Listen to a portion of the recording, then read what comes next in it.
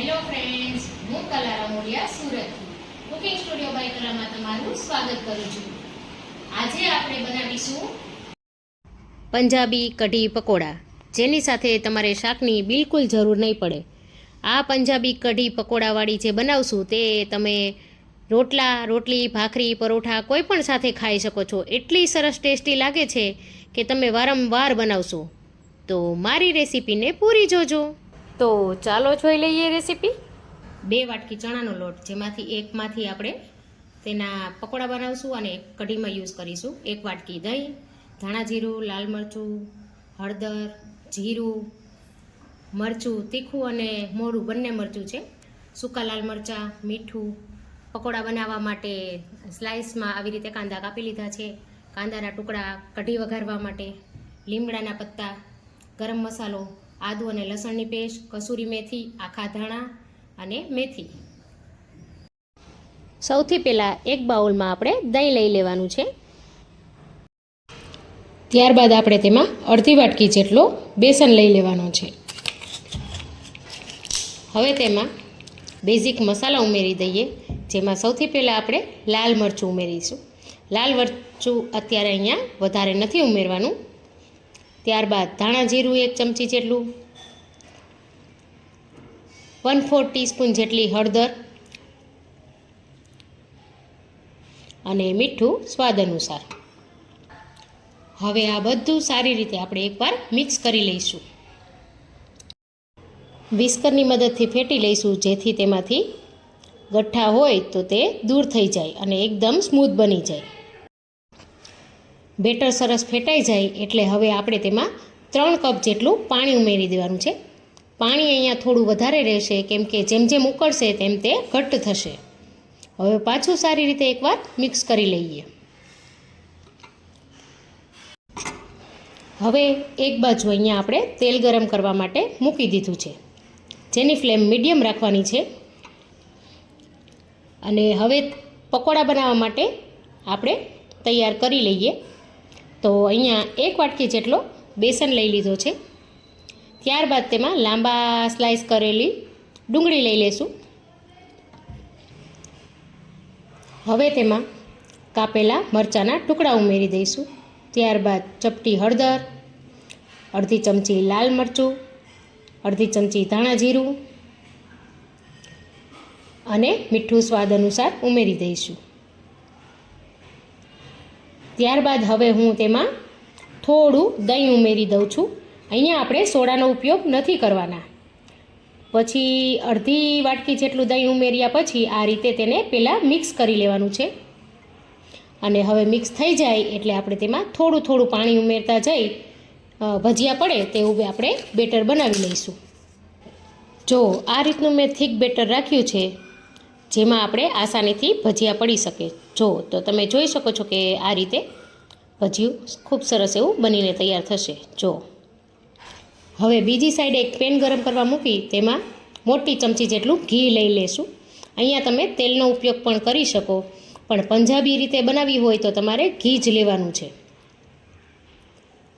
હવે ઘી થોડું ગરમ થાય એટલે તેમાં આપણે જીરું ઉમેરી દેવાનું છે, 1 મોટી ચમચી જેટલું. જીરું થોડું સંતળાય એટલે આપણે અડધી ચમચી જેટલા મેથીના દાણા ઉમેરી દેવાના છે.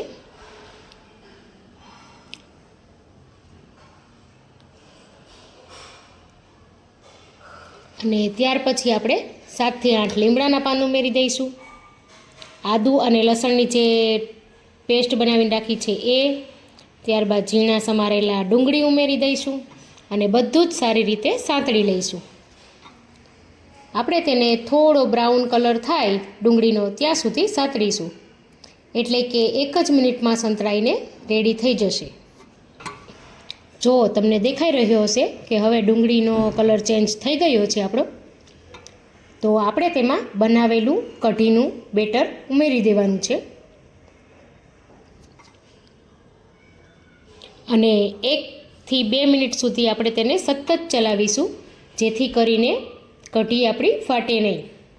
તો તમે જોઈ શકો છો કે કેટલું સરસ વઘાર દેખાઈ રહ્યો છે. તો આપણે તેને મિક્સ કરીએ 2 મિનિટ સુધી. હવે કઢી ઉકળે છે ધીમા તાપે ત્યાં સુધી આપણે હવે બીજી બાજુ જે તેલ મૂક્યું હતું તેમાં આપણે પકોડા બનાવી લઈએ. તો તેલ આવ્યું છે કે નહીં તે આપણે એકવાર ચેક કરી લઈએ. તેલ ખૂબ સરસ એવું આવી ગયું છે. તો હવે આપણે તેમાં નાના નાના ભજીયા અથવા તો પકોડા બનાવી લઈશું. હું અહીંયા મીડિયમ સાઇઝના બનાવીશ કે જેથી કરીને આપણે જ્યારે રાઈસ સાથે કે પરોઠા સાથે ખાતા હોય તો બધા જ બાઇટમાં પકોડા પણ આવે. એ રીતે હું અહીંયા મીડિયમ સાઇઝના બનાવીશ.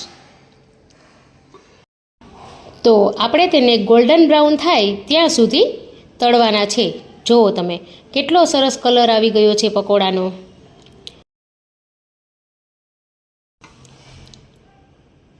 હવે પકોડા તળાય છે ત્યાં સુધી આપણે બીજી સાઈડ કઢી પણ જોઈ લઈશું. કઢીમાં વચ્ચે વચ્ચે ચલાવતા રહેવું જેથી કરી તે નીચે ના બેસે. અને હવે કઢી થવા આવે ત્યારે આપણે તેમાં અડધી ચમચી જેટલો ગરમ મસાલો ઉમેરી દઈશું અને પાછું સારી રીતે મિક્સ કરી લઈશું. અને બીજી સાઈડ તમે જોઈ શકો છો કે પકોડા કેટલા સરસ બ્રાઉન થઈ ગયા છે. તો આપણે તેને કાઢી લઈશું. જો કેટલા સરસ એવા બનીને તૈયાર થયા છે. એ જ રીતે આપણે બીજો બેચ પણ તળી લઈશું. હવે કઢી ખૂબ સરસ એવી ઉકળી ગઈ છે. તો આપણે તેમાં આ સરસ આપણે બનાવેલા પકોડા છે તે ઉમેરી દઈશું. પણ હું તમને પહેલાં એક પકોડું ખોલીને બતાવું. જો અંદરથી પણ કેટલું સરસ એવું ચડી ગયું છે.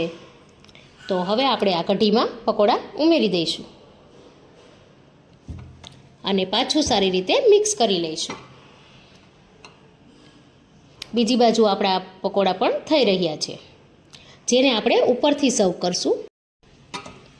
જો કઢીમાં પકોડા કેટલા સરસ દેખાઈ રહ્યા છે.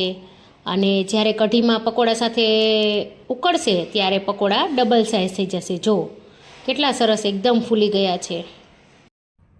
તો હવે બીજો બેચ પણ તળાઈ ગયો છે. તમે જોઈ શકો છો કે સરસ બ્રાઉન કલરના થઈ ગયા છે. તો હવે તેને પણ આપણે કાઢી લઈશું. હવે કઢી પણ સરસ થઈ ગઈ છે. તો તેના માટે આપણે એક તડકો બનાવી લઈએ. તો અહીંયા મેં એક પેન લઈ લીધી છે. તેમાં હવે આપણે પાછું મોટી ચમચી જેટલું ઘી ઉમેરવાનું છે. અને કઢીમાં આપણે અહીંયા કસૂરી મેથી થોડી ઉમેરી દઈ અને મિક્સ કરી લઈએ. જો કલર કેટલો સરસ દેખાઈ રહ્યો છે, લીલો પીળો. તો હવે ઘી પણ આપણું સાઈડમાં ગરમ થઈ ગયું હશે.